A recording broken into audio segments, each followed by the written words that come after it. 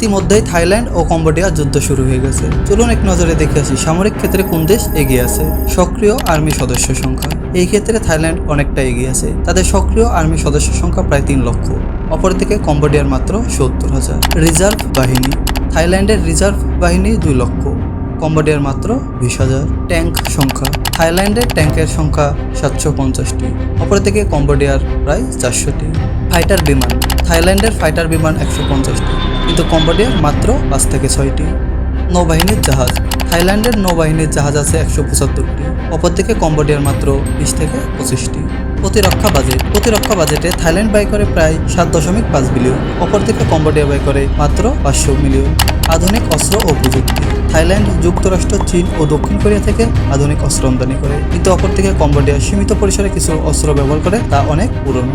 অবশ্যই কমেন্টে জানিয়ে যাবেন এই যুদ্ধে বাংলাদেশের কোন পক্ষ নেওয়া উচিত, এবং ভিডিওটি ভালো লাগলে চ্যানেলটি অবশ্যই সাবস্ক্রাইব করবেন।